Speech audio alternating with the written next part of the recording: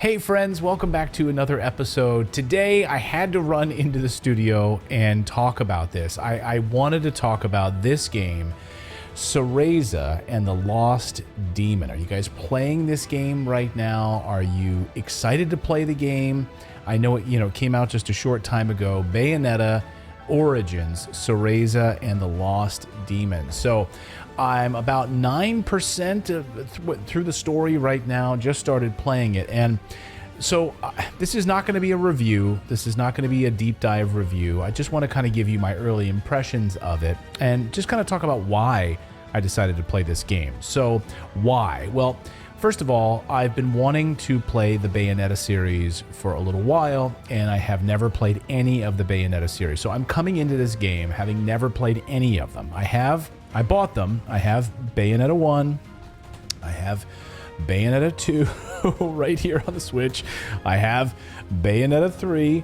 Yes, I will open all of these and I will play all of these, but I haven't gotten to them yet.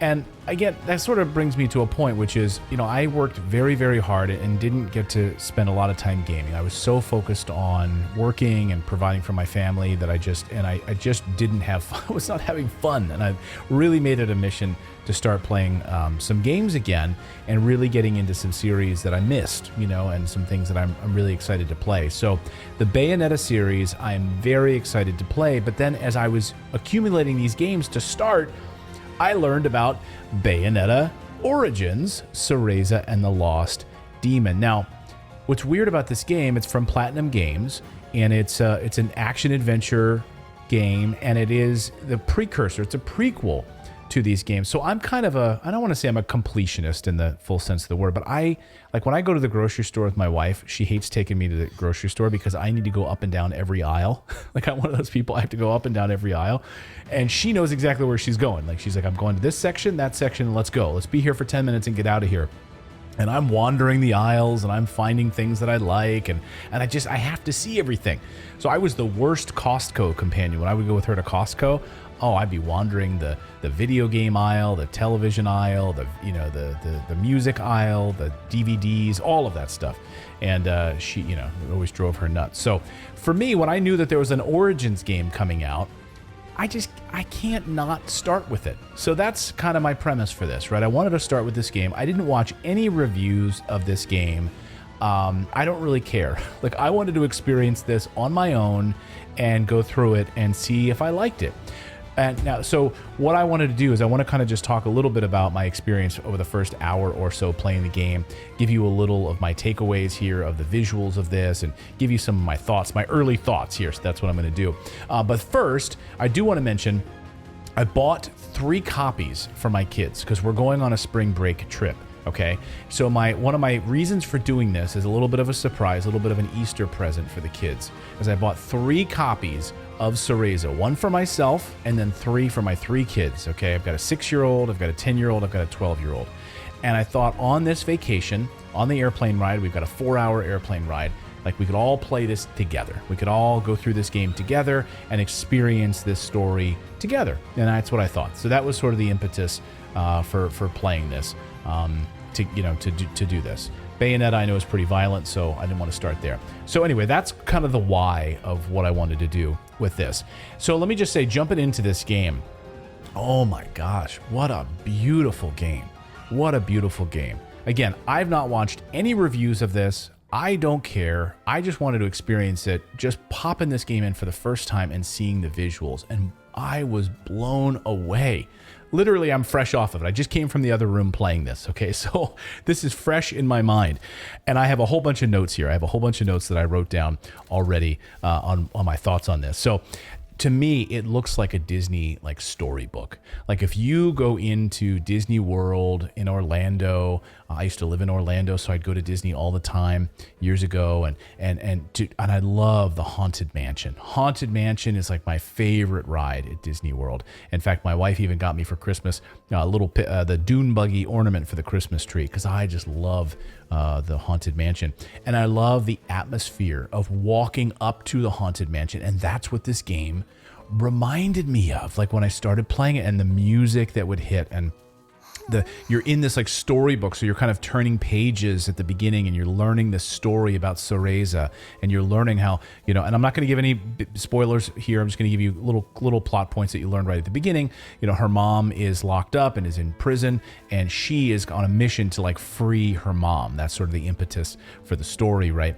So she's trying to free her mummy, and she's learning her magical powers at a young age, and she's starting to develop these magical powers, but she really wants to find her mom. That's really the story that you get there. And the visuals are just beautiful. I mean, absolutely beautiful, and it really does look like you're in this magical storybook, and the music is transportive. It really feels like you're in the Haunted Mansion with the music that you walk up with, the harpsichord playing, and sort of the whimsical feeling of it. The Haunted Mansion isn't terribly scary. It's a little scary, but not.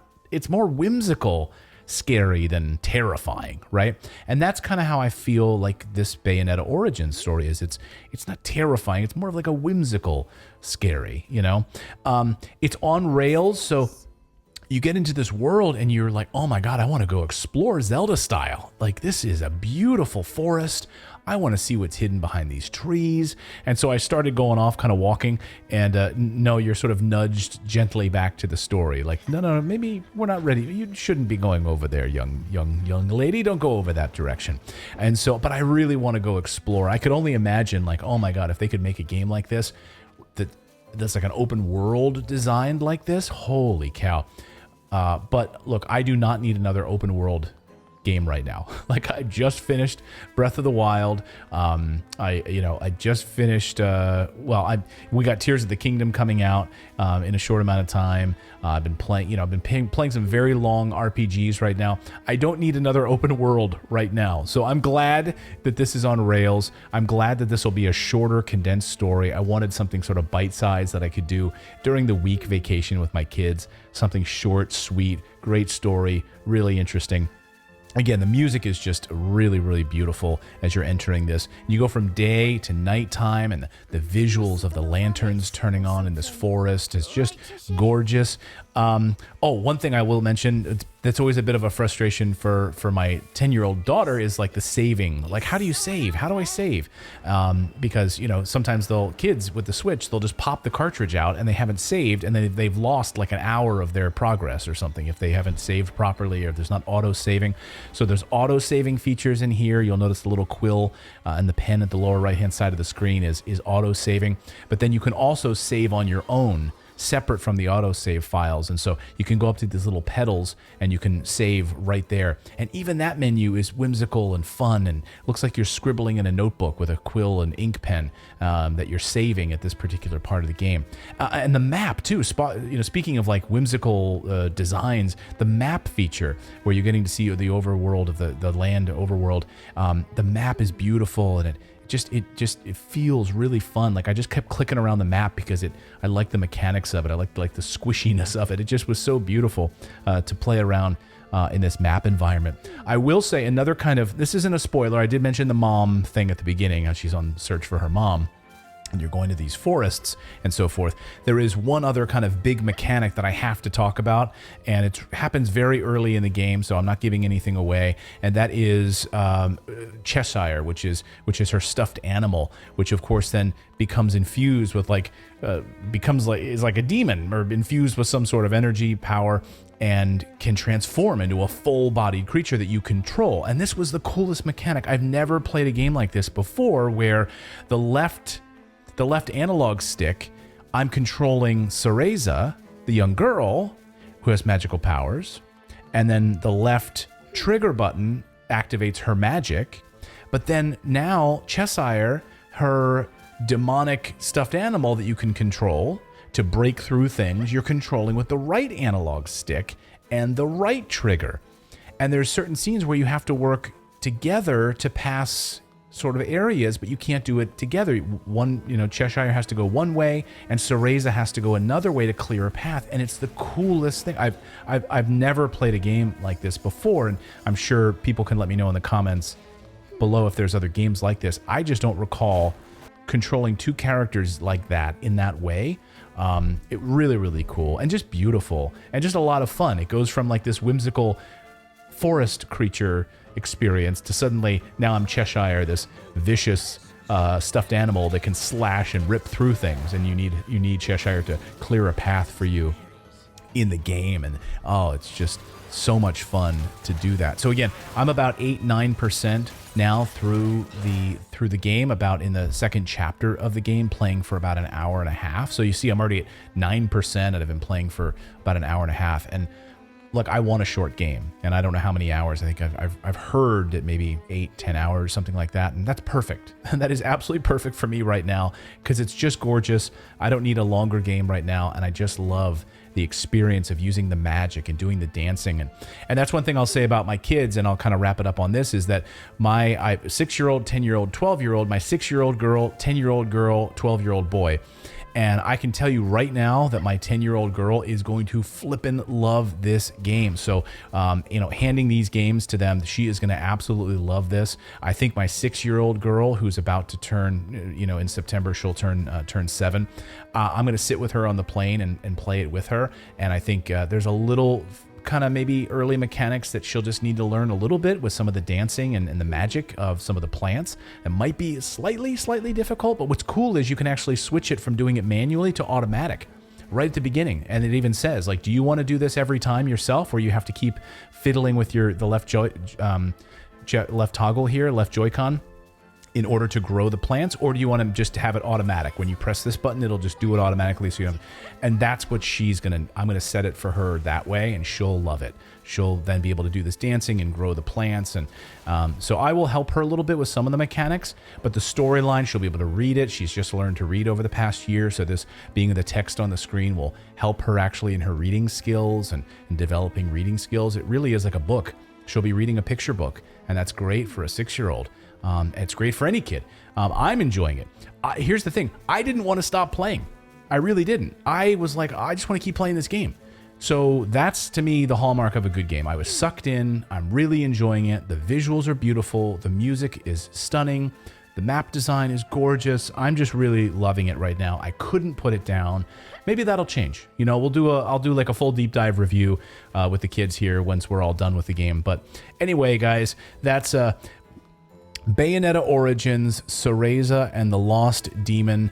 This is sort of just a quick look, my thoughts early on this. We're going to go on a little spring break vacation adventure, and I'm going to give them these games, and hopefully they will enjoy it.